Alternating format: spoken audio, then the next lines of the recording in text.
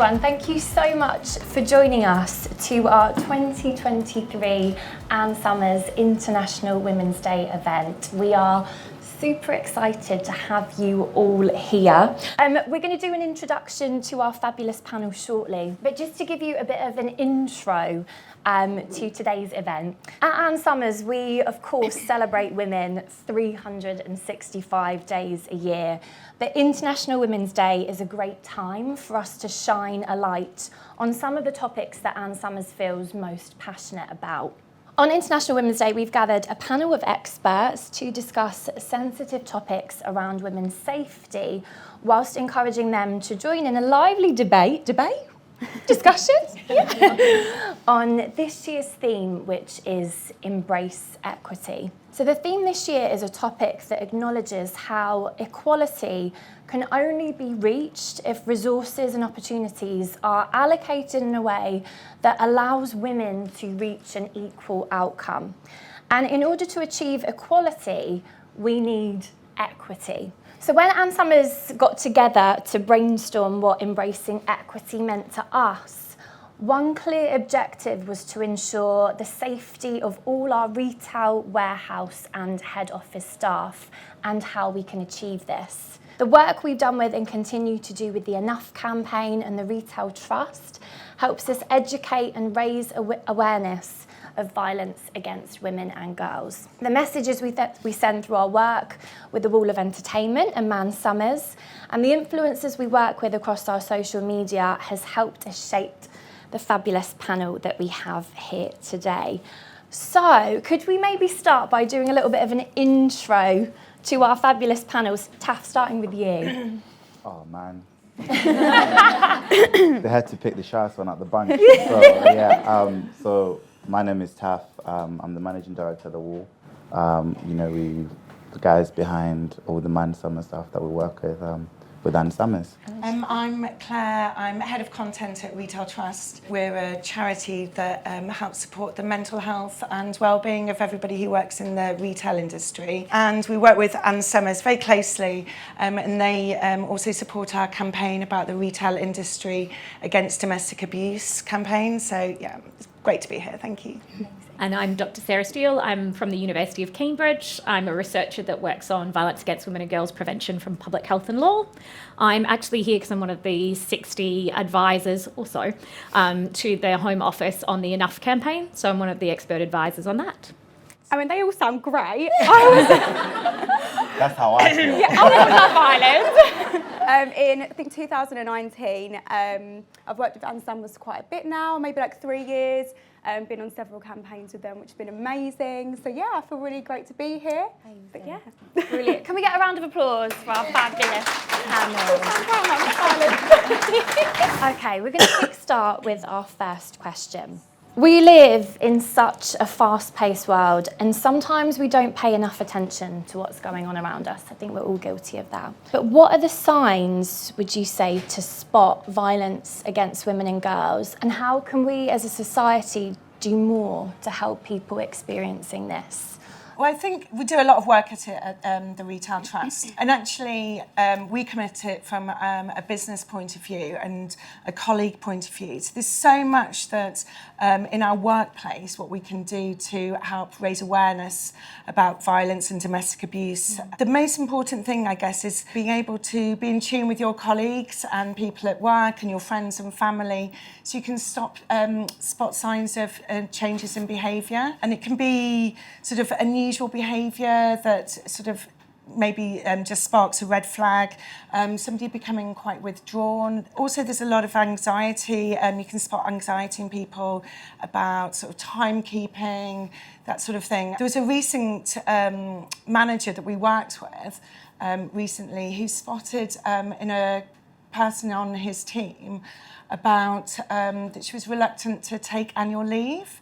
And normally you just sort of like, you know, go about your day to day, not really think about it. But because he'd done the training and the course with us, he was really sort of tuned into this. So he was able to reach out to that person and realise that she was actually experiencing domestic abuse, and they've been able to put a plan in place to help support that person. So I think it's not really looking at the, you know, the obvious physical signs, but it's really digging a little deeper and just noticing other signs that something's not quite right in somebody's life. Yeah, and just to pick up on that, I think one of the things that we were kind of talking about earlier as a panel was about the fact that there's diverse signs depending on what kind of abuse you're talking about. So you've just mentioned domestic abuse, but there's a whole range of different violence that fall within these kind of remits, and it affects everybody. While women and girls are disproportionately affected, I think the critical thing here is that it can be somebody who doesn't gender identify, it can be a man or a boy. Diverse people are impacted, and the signs can be physical, they can be mental, they can be social, they can be sexual health related. And it's really important to kind of educate yourself so that you can spot the different signs of different forms of abuse. And so that's kind of what we've been working on, and that's been on the Home Office side a lot, is a lot of those signs and symptoms. I think the big one that's coming up more and more for loads of us, and I'm sure many people in this room, is that kind of online harms and the online abuse that we get, and how that manifests and how it really does affect your well-being. It really affects your mental health when you're getting sledged online all the time and getting misogynistic hate and things like that. So I think it's really important to kind of educate yourself across the whole spectrum of things that come up and know what the signs are and how to support somebody, as you say. We've just done quite a lot of work with teens and young people about behaviour with their partners, their, you know, first boyfriends and things, of coercive control, and how to spot signs in that as well. So I think a lot of that can be really normalised in those early relationships. So I think it's really important. It really is about raising awareness, talking about it, and about being open. That's it, 100%. Thank you both for that. And on the topic of online harassment and mental abuse against women, it's so important, like you say. Obviously, Joanna, you've been on Love Island, big on social media.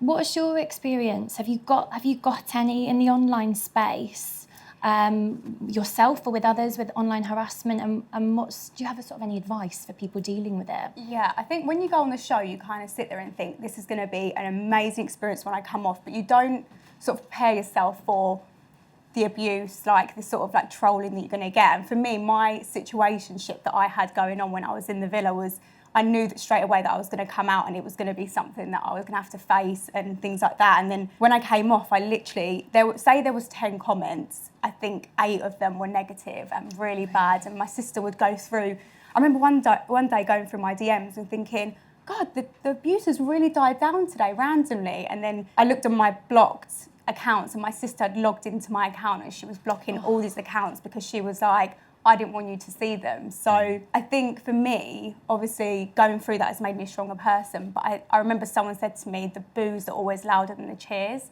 And I thought, oh my gosh, like actually that's so right. So the minute I started focusing on all the positive comments, the positive DMs and things like that, instantly, like my trolling just died down, because I thought, I'm not entertaining them anymore and I'm not giving them the fuel that they need, if that makes sense. But yeah, it was tough. And I think even people who haven't been on a TV show, who don't have a massive following, they still get it because people invest in that person, whether they've got 10,000 followers or 1 million followers. So yeah, it was a lot. Like you say, nothing really prepares you for it as well. Yeah. Taf, what's your view on this? I think what's really difficult is taking that time to identify how it's impacting someone. So like for myself, you know, I'm fortunate enough to work with such big characters like Harry Pinero, Philly, Nella Rose. They're all big characters and they all look very strong. But I remember when Harry was going through his situation and I went to his house to see him, it's just a completely different person. And the same thing happened to Philly a few years back, and even when Nella Rose went through it. And I remember thinking, like, I really wish that we can showcase this so that the world really understands. But I also not naive enough to think that they won't take that as another way to abuse people. But I feel like it's such a weird space, especially basing on comments. Like I used to be, you know, when I first started making shows about 5 years ago, I'd read all the comments. Bear in mind, I've set my mind to like give you the best show ever. You guys to laugh and have a good time. But all the bad comments stand out. Yeah. I don't know what it is about them. They just do. And for me, I take it personally, or I used to really take it personally. But like someone says, oh, this idea is horrible. You're like, oh God, like I only spent 2 weeks trying to get this right and then 6 months producing it. But yeah, I think it's really difficult to spot the signs, but one of those signs are having that open dialogue with someone, having that conversation with people. And I think there's a way of educating people to be mindful that they're also humans too. Exactly, Like exactly how we are, but just because their characters are big characters doesn't mean they're immune to any of the abuse that we get online. It's like it almost becomes faceless, isn't it? And people Yeah. forget that there's a person behind that. They almost feel entitled to say bad things. Yeah. That's how I kind of feel like. It almost feels like, oh man, there's so many good comments. Let me think of something bad. Yeah. You know, and then somebody types it and then not realizing that there actually is a real person that's going to read this and feel exactly the same way as your sister or yourself or your mother, whoever would feel if they were being told those things. I was going to say, I think one of the core things here is that we also forget is that it's people that are perpetrating this as well. It's people that are doing this, and that often this comes from a place where we need to outreach and kind of communicate to them that it's not okay, offer them some kind of support to become a better person, but also realize that we're not all just passive on the internet, right? Like, it feels like you both clearly have had really extremely bad situations that are totally unacceptable, and I'm so sorry you've had that. But it's also incumbent upon other people to kind of jump in there and be like, hey, that's not okay. Yeah. And so I think we're getting somewhat better, and part of the campaign I've been working on is about saying something, but also just reaching out to people and saying, I saw this thing, are you okay? And I see that with colleagues, especially as you're seeing like more and more people on social media, and we've got students and people don't like your lecture or they don't like your opinion or something, and you get this barrage of abuse, and it's about reaching out to that person and saying, this wasn't okay. I'm sorry this has happened. I'm here to support you. What do you want? What do you need? How can I empower you to respond to this? And I think that's the really important thing. But also going to the poor behavior and saying, right, this is unacceptable. This is about change. We don't agree with this as a society. You gotta stop this. It's not okay. And I think about getting sites in the different places where this happens, really on board with those messages. In sort of the online space, but also when people are in the public eye, women are and always have been subjected to how they look, what they wear. And objectification of women has been around for years. It needs to change. There needs to be change, especially with the mass growth of online influencers and the impact that it has on future generations. So, panel, do you think there's anything that the big social media channels should be doing to stop the scrutiny against women, but also support those who are struggling? Taf? There is a lot, right? We could go through we could spend the whole week discussing about the things that we think some of the social media channels should be doing. But I feel like, yes, you know, the obvious is vetting the comments and, you know, removing, I think YouTube are doing it now, they're taking off the dislike button. Yes. And then Instagram is going into a world where you can't see how many viewers, it just says this person and other, you know, if you follow the same person, etc.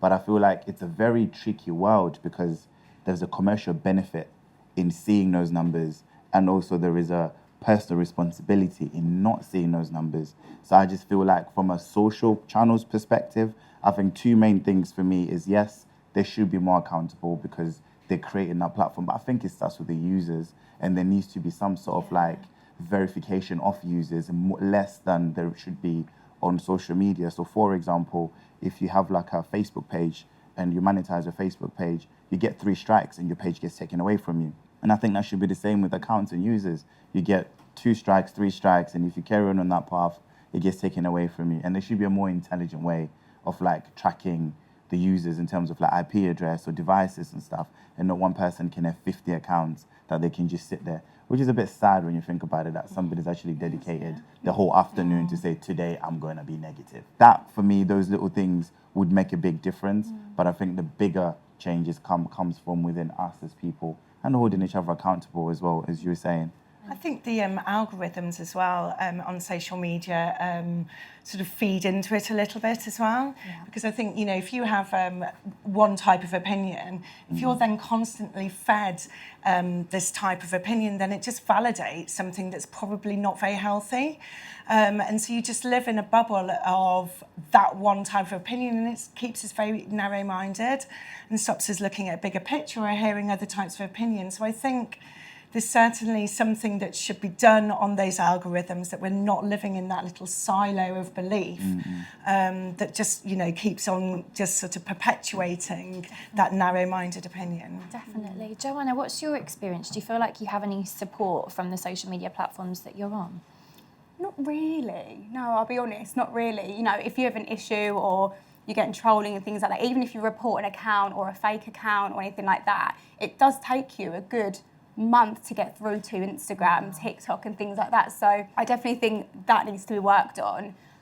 Because even making fake accounts and just posting things about the way you look and the way you are, and oh my God, there's been like captions, I will expose you for who you are. And it's like, what? What are you going to expose? I'm just a normal girl sitting at home, just like living my normal life. And there's just things like that. And then when you report it and they just don't get back to you, you can DM them, you can go to every single site, message the HQ, and you just don't get through to them. So I think for them to be more aware and have someone in control of it. So, if they are hiring someone or recruiting someone, have them in charge of that and have a team to support that. But I would also say there's another factor of we need to just actually support each other. Yeah. Like clearly you've done a load of personal and emotional labour just navigating how to survive that hate and that horror online. And that's got to just hurt and suck. Sorry. No, it's true. Yeah. But I think it sits there that there's so many women that get online and they're just doing their jobs. Like most of us have to have social media for work now, right? Like most jobs,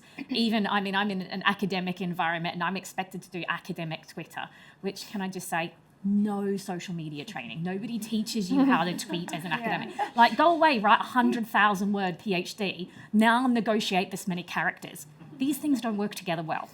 And so you kind of embark on this and you're going to make mistakes, right? But people are quick to jump and quick to hate and quick to pigeonhole and quick to be like, you're bad, you're ugly, you're this, you're that. I've had ones where I've tweeted as an academic about a feminist issue and then had the barrage of anti-women hate groups of dudes. And then you get the sexual comments. So I work on exploitation of women around human milk and things like that. And I've had guys send me messages about what they'd like to do to me on the sofa that the photo was taken on. I'm an academic in a university. I've not been on TV. I'm nobody to you, man. Just close the door and I don't exist. The profile must make that 1,000 times worse. So I get that you get this a lot more than us, but it's getting everybody. Sort of social media is a really fast-paced moving beast, and I think the legislation's very slow behind it and doesn't quite keep up. I thought the Georgia Harrison case last week is a really important step forward, and it's a really amazing case for her to have won on revenge porn, because it sends a very clear, strong message that it's not okay to do that. And I think, she should be really applauded in sort of speaking out and waiving her anonymity, can never say that word. But I think, good on her, because she really sort of pushed for that. Because then it sends the message out that there will be consequences, which I think online it's like, oh, well, I'll get away with it. So thank you. That was some really, really great input there. And this year's theme is Embrace Equity. And equity is all about levelling the playing field and changing society's DNA so that we are inclusive instead of exclusive. What are the key changes that you would like to see and how can we achieve them? What's brilliant about the theme this year is that it actually makes you think beyond equality. And, coming from a background of women's magazines, we've been banging on about equality for so long. But I think, taking the next step into sort of equity is really important. For example, I've done so many campaigns on equal pay in the workplace. For every pound a man gets paid, a woman gets paid 90 pence. But equity is that even worse off are women of colour who get paid even less than that 90 pence. People with disability get paid even less. And also they're more likely to be made redundant as well. So I think while we've made great waves in reporting on equal pay and businesses having to report on it, there needs to be a nuance on that reporting. And also I think that we need to then have an action plan because, it's all well and good saying, this is unequal or not equitable, but what are you actually going to do about it? And I think that's sort of the next level and the next push we should make. And the biggest empowering tool that anyone can ever have is education, and is how that education is then also delivered. Sometimes I feel like if we educate in a tone that's intimidating, then you've taken away the empowerment part of it. True. So when we're going through, like, talking for myself as a man, I want to do more, but sometimes I don't know where to start because everything I'm reading is the legislation of this and this, and I'm like, what, this is so confusing. Yeah. But if it's just dumbed down a little bit, and it's like, clear. Taf, you need to know how to do this. And it's like, oh, okay, I'm aware now. And that's why, like, we've embarked on the journey of Man Summers, which is really normalizing in a tone that a young man will understand what it is to understand a woman. And some of it, weirdly, took me a long journey to learn this. It's just asking the question. For me, one of the biggest revelations is that my son, because of the pandemic, was in lockdown with me, and he was about 5 at the time. So it's been an extreme amount of time locked in, trying to like sit in the background of calls with the Home Office and calls with different people doing advisory stuff. And he was 5.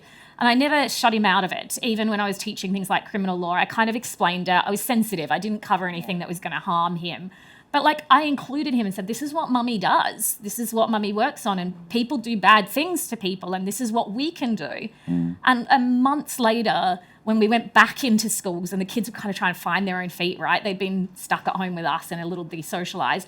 Some things went wrong in his school. And there was a little girl who had some bad things happen to her. I'll kind of keep it anonymous so that it doesn't hurt her. But some things happened and my son actually stepped up and said something and went off to the teachers, and we got called in and he got the little certificate saying, well done you for being an advocate. Yeah. And it came home and it kind of went for me. I was like, yeah, it was all those tacit things I'd been saying over the year that had gone in and sunk in just by saying it, that he felt he had to stand up and say, that's not okay. And they're 5, 6-year-olds. They can get it. We sure as heck can get it as adults. Yeah. This year we're talking about stopping violence against women and girls. And I just want to ask a question to you. Could you raise your hand if you've ever felt unsafe as a woman? Oh, that's giving me the chills a little bit. Wow. Sarah, should we have a little chat about this? Yeah. So first of all, stop. Yes. So What does stop mean? So it's a mnemonic that's there to help us think about how we can actually step in so that nobody feels this way. So I want to ask you a different question before I go into what stop is. Just sorry. No, you go, yeah. How many of you have had a situation where you've known something isn't right that's happening to somebody else, but you've frozen up? You've had that moment where your gut says, I need to say something, but you're like, huh. And maybe the moment passes, or maybe you didn't stand up. How many of you had that moment where you know you should say something and you haven't? Quite a few people. So part of that is totally normal. Just to say to you, all the research, all our neuroscience says that your brain was trying to figure out what to do and it didn't have something to access. You hadn't experienced that before, so your brain was like, what? So part of what we're trying to do is empower you with options. And so that's what stop is about. It's about giving you options so you could say something, be direct, you could hit it straight on. It's not always safe to do. So, and it's quite hard, it's quite a challenge. So that's going to be situational, contextual, about the relationship, the person. I mean, we're both 5'3".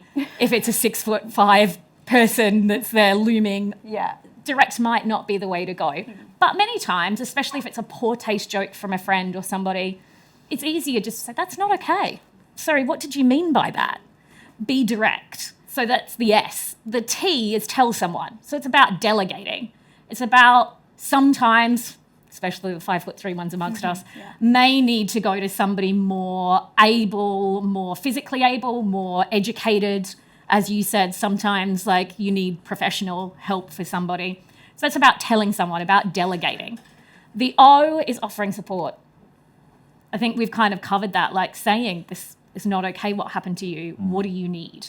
It's empowering that person with the fact that you're there no matter what. And it may be when it's happening, it may be in the aftermath. It may be long down the line going, I'm here, happy to chat. And then there's P, which is provide a distraction, because actually one of the best things we can do sometimes in that is distract people.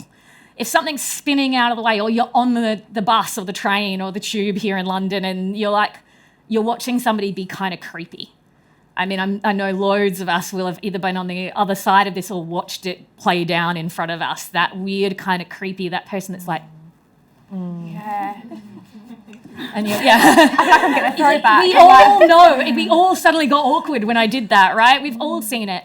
And sometimes it's just as easy to go up to the person that's experiencing that and say to them, I'm so lost. Which stop am I getting off at? My Google thing doesn't work. I'm not connecting to Wi-Fi, or my dot is doing the weird thing the dots do. We all know the dots go the wrong place. Those kind of things, distracting, saying, hey, could you help me? And getting you out of that situation, giving you the option to say, why don't I show you? And using that. And that's really what STOP's about. So it's about saying something, telling someone, offering support, or providing that distraction and giving you a range of options that are really memorable, so that when you get that moment where you go, something's wrong here, your brain's not doing that thing where it's trying to figure out what you should do. Instead, it's recalling what we've talked about and what you've seen on the campaign and all those things, and you've got options before you, so you're active.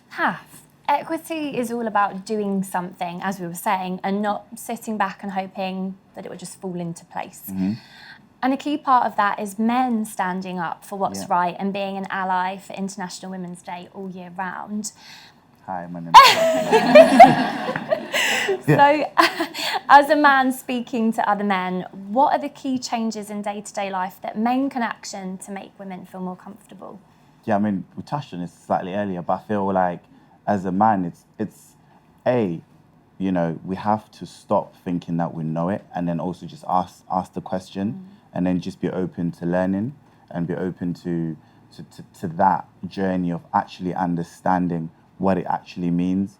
I think, unfortunately, due to like media and how everything else has been portrayed in the past, it's like it's almost your right as a man to know what a woman wants, but sometimes you just have to ask a question, and then that covers a lot of things and avoids a lot of things. And also, as men in our communities, is not normalizing bad behaviors, which we've been quite guilty of. I'll be honest and say, do you know what, sometimes I see it and it just really makes me sick. And I think back to when I was at school, when things that would happen, and you now think about it now at 32, I'm like, wow, like I wish 15-year-old, 14-year-old me knew what I knew now, because otherwise this behavior wouldn't have carried on. I was just fortunate that, I was raised in an African household. My mom wouldn't take that for anyone. So I just never, it's never a thought that came to my mind.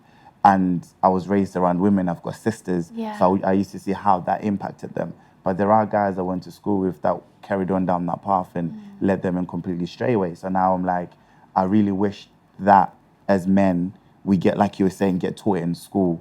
Because then from as young as possible, get the men to be aware of our behaviors, understand the impact that it makes, and understand the impact that we could make if we all become supportive. I used to say this when I started a business, right? It's like, if you want a job done properly, hire a woman to do it, right? And a lot of people call me sexist for saying it. But what I actually genuinely meant is you get a balanced opinion and you get a balanced view, because sometimes as a man, a joke that I think is funny is actually not funny. It's funny in my WhatsApp group and that's about it. But it's only funny for 5 minutes. Then someone else goes, but what are you saying? And then it's not funny anymore, right? And even like you say, just in friendship groups between the lads, just take one guy to go, maybe not. And then the weird thing is, one person says maybe not, and then everyone goes, I thought that, yeah, that sounded a bit iffy, But like before that, it was all kikis and ha-has, right? And then until that moment, it's why are you even thinking like that type? I'm like, well, you were laughing a minute ago. But that's what it is, the accountability part. And, having those right accountability partners. But really and truly, it starts with asking the questions. It starts with, what do women want? How do us as men offend women? And also vice versa, how do women offend men? Because once you learn both sides, then the triggers are eliminated, then you can actually work together. That's it, and then everyone feels the inclusivity part. You're all on the same team. That's it, 100%. Claire, your point is key about people not having to be an expert in order to help their friends in vulnerable situations. But at what point do you recommend that you go from being a friend helping another friend to directing them somewhere else to help? At Retail Trust, we talk about There's a lot of acronyms in there, but BEE. So when you're reaching out to somebody who you feel like might be struggling, B is believe them. So really creating, like, you're not going to judge them. You're not going to judge why they haven't left an abusive relationship. You're not going to judge them for putting them, you know, being in that situation. You're just going to believe them and be in the moment with them. E is empathise, and it literally, again, is being in that moment with them and just going, oh my God, that's so hard for you. I can't imagine how that feels. Not bringing it necessarily in your sort of own opinions or your own experiences, because everybody's different. And E, which is the important one, is encourage. And this isn't encouraging in domestic abuse, it's not encouraging to leave that situation. It's encouraging them to get the right support. Especially, I mean, I know I talk a lot about domestic abuse, and I know there's other types of violence against women and girls, but for a domestic abusive situation, the point where somebody's leaving that relationship is their most dangerous point, and it's the most moment when they're most likely to come to harm.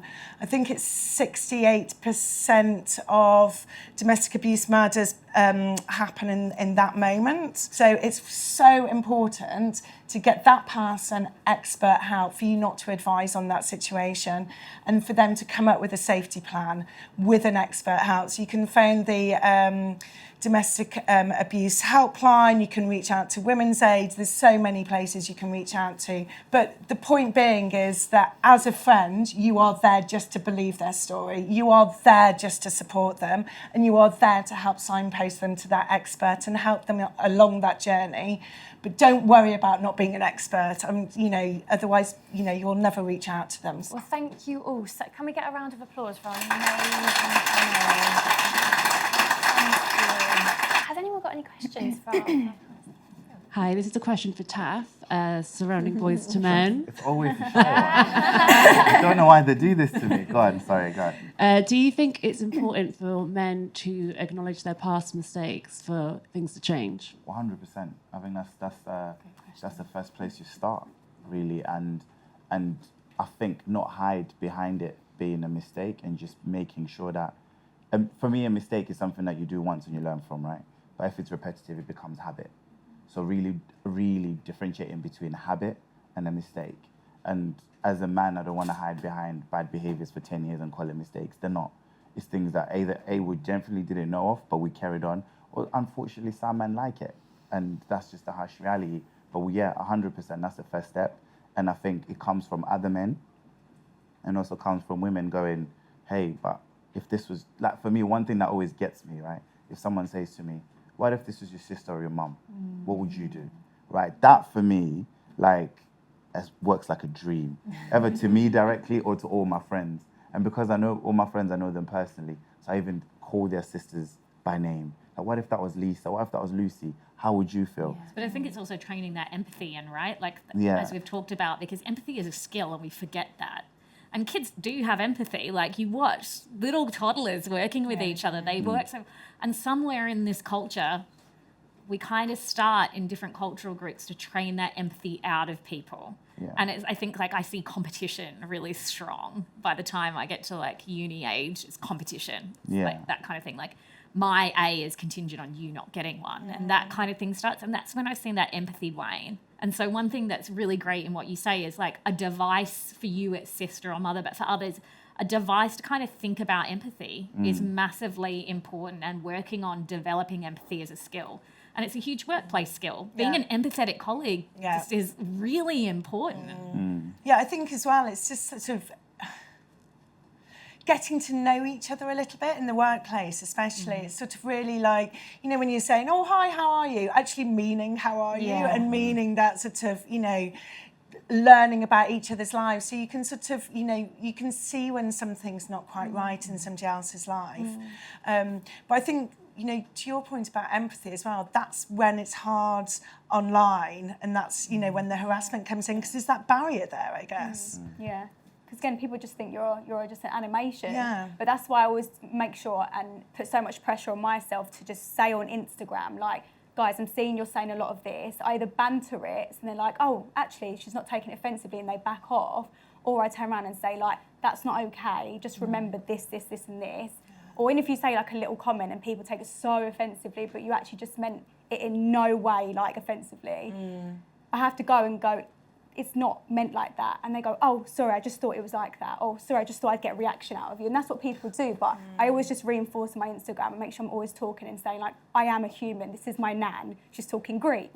This is my dog. Like, he's eating or pooing. Like, you know, we are normal people with, like, normal things going on in our lives. Sorry. Yeah. So, yeah, I do agree with that. Hey, mine is for Joanna.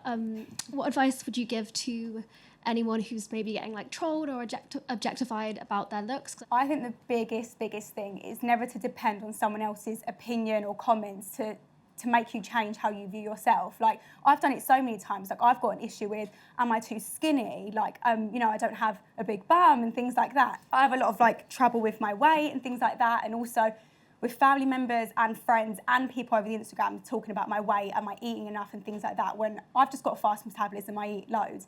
And I think the biggest thing is just to literally always look at yourself and say positive things to yourself. I've been practicing a lot of affirmations recently. I've got like a little card deck, and I do this on my own in the morning. I'm like, right, what's here for me today? And doing that as well, just it reminds you to say, like, I am worthy. And I had an audition the other day, and I actually for the first time in my entire life, I went, I'm worthy of getting this job. And that's so important. So I think definitely just to practice your affirmations, practice looking at yourself and not taking things personally, because remember, when people are saying things personally to you about your looks and things like that, something's going on with themselves, because otherwise they wouldn't do that. So don't take it personally, and just always just believe in you and just know that you're perfect the way you are. And everyone's got imperfections, like we all do, don't we? Thank you all so much for your questions and for joining us this morning, and a massive thank you to our panellists, Taf, Claire, Sarah, Joanna. Thank you for stepping in as well.